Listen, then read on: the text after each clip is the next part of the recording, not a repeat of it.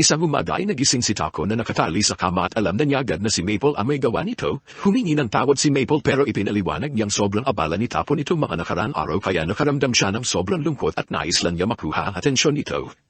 Napantanto ni Taco na masyado siyang nakatutok sa trabaho kaya halos wala na siyang oras para kay Maple at dahil dito, nagpasya siyang magpahinga mula sa trabaho para sa araw na iyon at maglaro kasama si Maple na lubos niya ikinatuwa. Biglang pumasok si Martha dala ang tanghali ni Taco. Napansin niya na parang may kakaibang nangyayari kina Taco at Maple pero siniguro ni Taco na hindi iyon tulad na iniisip niya. Tinanggap ni Martha ang paliwanag ni Taco ngunit hindi niya maiwasang mapansin na maganda ang sutla na ginawa ni Maple dahil dito ay nagplano si Martha na kunin ang lahat ng sutlan na kayang gawin ni Maple. Makalipas ang araw ay matagumpay na nakadawa si Martha ng damit mula sa suklan ng gagamba. Gustong-gusto ito ng mga kababaihan sa nayon dahil sa ganda ng tela at hindi inaasahan ni Taco na ang suklan ng gagamba ay isang napakahalagang material. Ipinaliwanag ng mga kababaihan na ang ganitong klaseng sukla ay itinuturing na luho at taraniwang mga mahal-likalahan nakakabili nito. Nakiusap si Martha kay Maple kung pwede pa siyang gumawa ng mas maraming tela kaya't nagsimulang maglabas ng sutla si Maple, kaso matatagalan ito at dahil dito ay hindi na makapaglaro si Maple kay Taco na medyo nadismaya siya dahil inaasahan niya magkakaroon siya ng oras kasama si Maple, pero marami rin naman siyang kailangang gawin kaya hindi na ito masyadong dinamdam. Mag-iisang buwan na mula nang dumating si Taco sa nayon ito at balak na niyang pumunta sa lungsod ng Sioux upang mag-aral ng alchemy. Gayunpaman ay hirap siyang magpaalam sa mga taga-nayon at matapos ang mahabang oras na kasama ang mga taga-nayon, pumunta si Taco kay Boran sa Pandayan upang ipagpatuloy ang kanyang pagsasanay sa paggawa ng mga sandata. Hindi nagtagal ay nakagawa sila ng isang chest plate na tamang-tama ang sukat para kay Taco, pati na rin ang bakal na sapatos na may baka sa dulo at sinabi ni Boran na magiging kapaki-pakinabang ang sapatos kung sakaling kailanganin ni Taco na masipa ang anumang bagay, ngunit ipinaliwanag ni Taco na wala siyang balak makipaglaban dahil nais lamang niya maging alchemist. Biglang dumating si Bangma at natuwa na makita niyang tapos na ang armor ni Taco at gayunpaman ay nalulungkot siya dahil mamimiss niya si Taco kapag umalis na ito. Alam niyang hindi maaaring manatili si Taco sa nayon magpakailanman kung nais niyang palawakin ang kanyang negosyong paggawa ng produkto. Kaya naman ang pinakamainam na hakbang ay ang pumunta sa lungsod kung saan mas marami siyang mabibenta at makakakuha ng tuloy-tuloy na supply ng materyales. Isang mga malakal mula sa Bolton ang pupunta sa nayon sa loob ng ilang araw kaya tinayos ni Bangma na makisabay si Taco pabalik sa Bolton. Malungkot silang lahat na aalis si Taco pero alam nilang ito ang makakabuti para sa kanya at sinabihan nila si Taco na simulan na ang pag-aayos ng kanyang mga gamit. Nagpasalamat siya sa kanilang lahat sa tulong na ibinigay at bumalik siya sa kanyang bahay upang maging pate. Sa daan ay nasalubong niya si Martha na may dalang balde ng karne. Tinanong niya si Martha kung ano ang ginagawa nito at ipinaliwanag ni Martha na dadalhin niya ang laman loob ng isang horned rabbit na nahuli ni Bangma upang itapon. Ayon kay Martha na ang laman loob ay ang pinakamasarap na palte ng koneho ngunit kailangan maayos itong iproseso upang matanggal ang anumang sakit o parasito. Dahil wala silang kagamitan sa nayon para magawa ito ay kailangang itapon ng karne upang walang magkasakit, sinabi ni Taco na hindi na kailangang itapon ang karne dahil kaya niya itong linisin gamit ang purification magic. Yumakod siya at ginamit ang kanyang purification magic upang gawing ligtas kainin ang laman loob sa balde. Habang lubos na nagpapasalamat si Martha ay nagulat din siya na kaya ni Takumi gumamit ng light magic at sinabihan niya si Takumi na huwag ipaalam sa iba na kaya niyang gumamit ang ganitong klaseng magic kapag umalis na siya sa nayon. Napakakaunting tao sa mundo ang may ganitong kakayahan at kung malaman ng iba ay maaaring makaakit ito ng hindi nais na tensyon. Kinuha ni Taco ang babala ni Martha at nangakong magiging maingat siya sa paghayag ng kanyang kakayahan, ngunit habang nasa nayon pa siya at plano niyang gamitin ang lahat ng kanyang kapangyarihan upang mapabuti ang buhay ng mga taga-nayon. Gumamit siya ng earth magic upang mantayo ng pader na gawa sa bato para sa kaligtasan ng nayon at para sa kaginhawaan ng lahat. Gumawa rin siya ng water pump at ilang iba pang pasilidad. Pagkatapos ng lahat ng ito ay nagmukhang bagong nayon ang lugar kaya't nang dumating ang mga ngalakal ay halos hindi na ito makilala. Lumabas si Bangma upang salubungin si Peck at matapos ang kanilang kasunduan sa kalakalan at lumapit si Taco upang maghanda sa pag-alis. Narinig na ni Peck ang tungkol kay Taco mula kay Bangma kaya ipinakilala niya ang sarili at tinanong kung handa na si Taco sa kanyang mga gamit. Siniguro ni Taco na wala siyang nalilimutan na anuman kaso may isang bagay siyang gustong ibigay at kinuha niya ang isa sa kanyang mga potion mula sa kanyang bag at ibinigay kay Bangma na ipadala na niya ang halos 100 bote ng potion na ito sa bahay ni Bangma. Kaya sinabi niya na gamitin ang mga ito sakaling magkaroon ng sakuna upang padalingin ang anumang sugat. Napahanga si Peck na makita ang potion na ginawa ni Taco kaya't hiningi niya itong masuri ng malapitan at napagtanto niya isa itong mataas na antas na potion. Bagamat tila hindi ito batid ni Taco at di nagtagal ay dumating na ang iba pang mga taga-nayon upang magpaalam kay Taco. Sinabi ni Peck na maghihintay siya hanggang matapos ang kanilang mga pamamaalam bago sila umalis. Nagpaalam si Molly kay Maple na natutulog sa loob ng sako ni Taco. Habang inabot ni Martha kay Taco ang kasuotan ginawa nila ng ibang kababaihan mula sa sutla ni Maple. Lubos na naantig si Taco sa thoughtful na regalo na ito at nagpasalamat siya muli sa lahat ng kabutihang ipinakita sa kanya, kahit sandali pa lamang silang magkakilala at sumakay na siya sa karwahe at binigyan siya ng malaking send-off na manatadanayon, sinasabing palaging bukas ang nayon para sa kanya. Habang papunta na sina Taco at Peck sa Bolton at doon ay binanggit ni Peck na mukhang mahal na mahal si Taco ng mga tao sa nayon, kahit ang iba pang kasama sa karwahe ay napansin na tila pamilya na ang turing sa kanya ng mga tadanayon, ang ganitong pamamakalam ay lubos na nakaantig sa damdamin. Sa gitna ng paglalakbay ay ipinakilala ng mga kasama ni Taco ang kanilang sarili at ang lalaking may blanding buhok ay si Heath, ang may pulang buhok ay si Rail at ang mukhang malungkutin ay tinawag na Booger. Bahagi sila ng isang C-rank na grupo na tinatawag na Lion Fan at kasalukuyan silang kumikilos bilang mga tagapagbantay ni Peck. Bagamat tahimik naman ang lehiyon kaya't halos wala silang ginagawa at napansin ni Rail na mahigpit na hawak ni Taco ang kanyang bag, kaya tinanong siya kung may mahalaga bang laman nito at sinabi ni Taco na ang halaga niyang killer spider ay natutulog sa loob na hindi makapaniwala ang grupo na naamo ni Taco ang isang killer spider, kaya hiniling ni Rail na makita ito.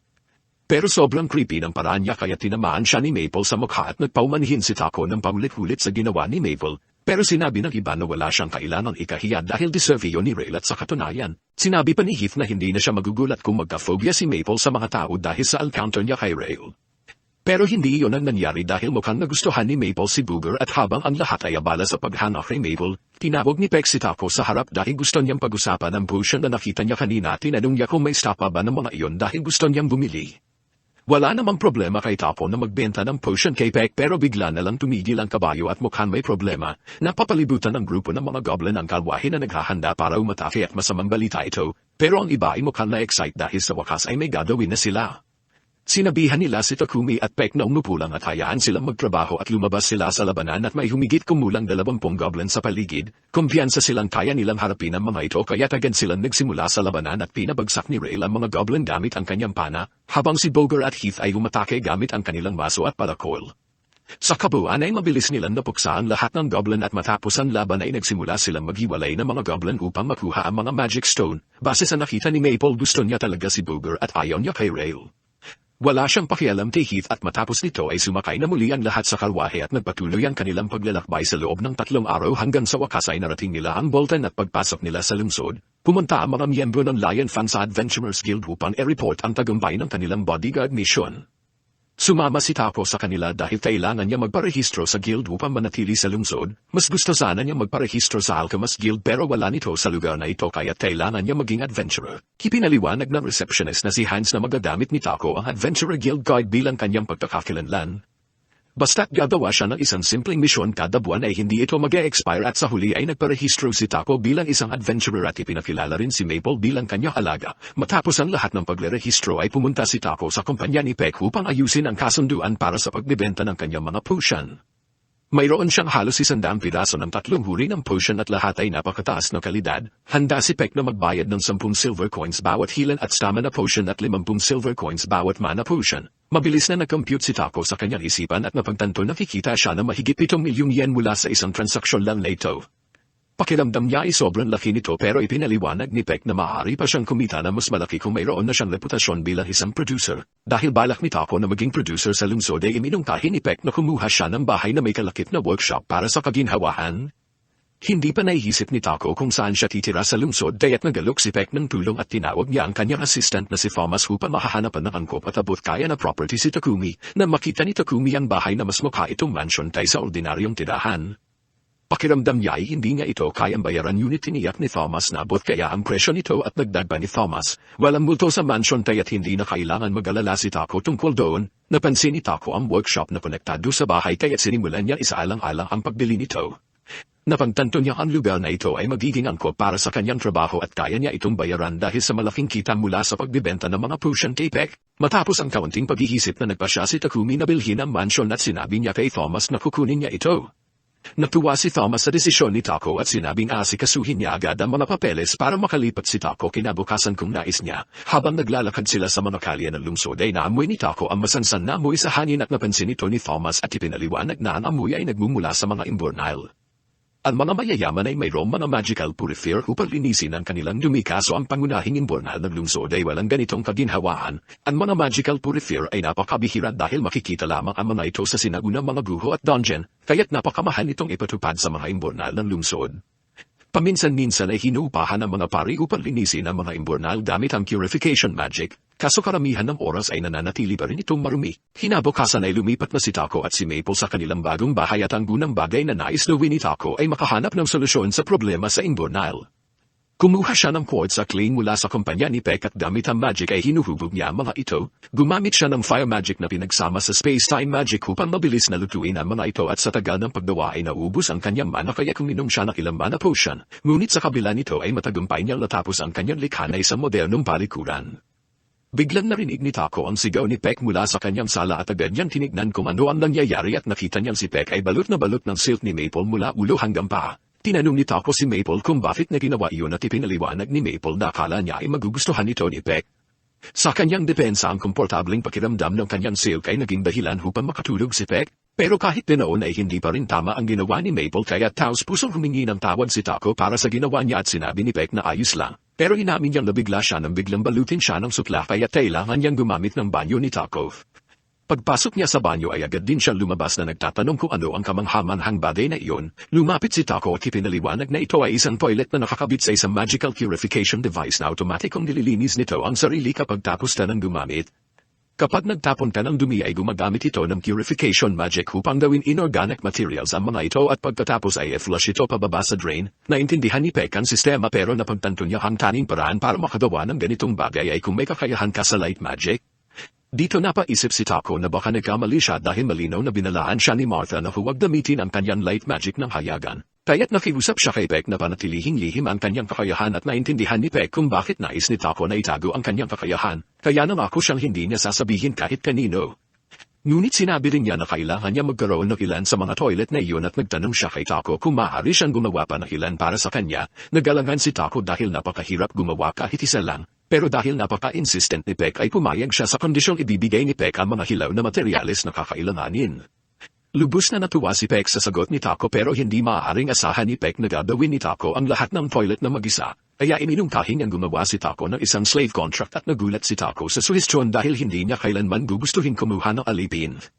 Ngunit ipinaliwanag ni Peck na kung nais ni Taco na panatilihing lihim ang kanyang kakayahan, mas mainam na kumuha siya ng alipin na tutulong sa kanyang trabaho dahil ang isang alipin ay obligado sa lihim sa ilalim ng kontrata.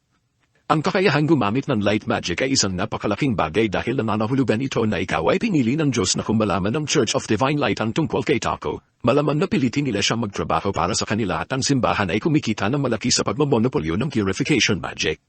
Kaya't duda si Peck na magugustuhan nilang malaman na ang mga karaniwang tao ay maaaring magkaroon ng access sa murang purification sa pamamagitan ng mga toilet ni Taco, ngunit may ideya si Peck kung paano maihiwasan ang simbahan kaya't hindi na kailangang mag-alala si Taco tungkol dito sa ngayon. Ang pinakamahalaga ay tiyaking hindi malalaman ng simbahan ang tungkol sa kanyang light magic at dahil dito, ipinaliwanag ni Peck na ang pagkuha ng alipin ang pinakamainam na opsyon para kay Taco. Gayunpaman ay mariing tumanggi si Taco sa ideya ng pagkaalipin at sinabi niyang gagawin na lang niya ang lahat ng trabaho ng mag-isa.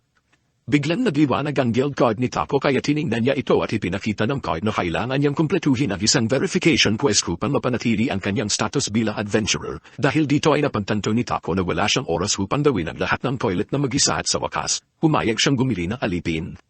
Dinala ni Peck si Taco sa Muan Trading Company na kilala bilang isa sa mga pinaka-etikal na mga ngalakal ng alipin, habang nakikipag-usap si Peck sa may-ari upang makakuha ng magandang kasunduan para kay Taco. Nagpunta si Takumi sa haldin dahil maganda ang tanawin doon. Sa haldin ay nakita niya ang isang magandang babaeng elf na nakaupo sa terasa, ngunit nang makita siya ng elf ay agad nitong sinabi kay Taco na umalis siya.